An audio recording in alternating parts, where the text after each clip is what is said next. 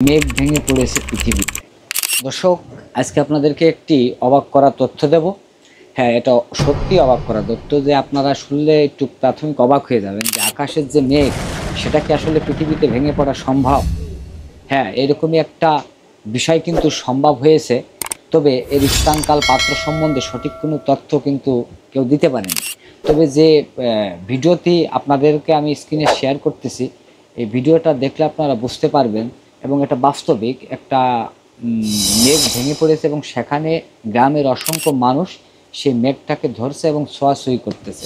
অর্থাৎ স্পষ্ট এটা ধরা যায় যে এটা আসলে কোনো এআই দিয়ে যদি তৈরি করা হতো, তাহলে সেটা কিন্তু স্পষ্ট বোঝা যায়। এআই যে ভিডিওগুলো বা ডিভাইসগুলো আসছে, এটা কিন্তু এআই নির্মিত কোনো ভিডিও না।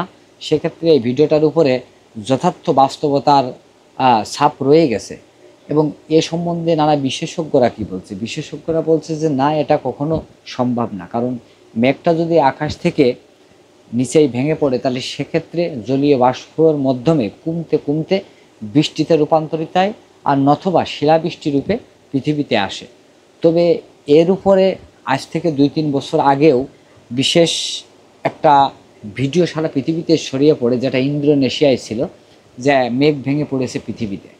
তো এর উপরে নানা জল্পনা কল্পনা থাকলেও এর সঠিক কোনো তথ্য প্রমাণ এখনও পর্যন্ত কিন্তু উপস্থাপিত হয়নি। তারপরেও ইতিমধ্যে আজ বেশ কয়েকদিন ধরে যে ভিডিওটা ঘুরতেছে, এটাও কিন্তু যে কোথায় বা কোন স্থান কালে এটা হয়েছে সেই স্থানকাল কিন্তু লেখা নেই, কিন্তু দেখা যাচ্ছে যে আসলেও একটা মেঘ ভেঙে পড়ে আছে একটা ফাঁকা মাঠের ভিতরে, এবং গ্রামের লোক সেখানে যে মেঘটা ধরার চেষ্টা করতেছে বা ধরছে।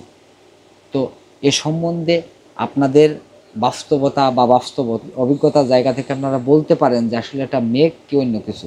তবে স্ক্যানিংয়ের মাধ্যমে এটা দেখা গেছে এটা কিন্তু আসলে এআই প্রযুক্তিগত, যে এআই যেটা বিভিন্ন কিছু তৈরি করা যায়, যে এটা কি এআই নির্ভর কি না। কিন্তু এটা এআই নির্ভর কোনো ভিডিও না, এটা বাস্তবতার মতনই দেখা যাচ্ছে।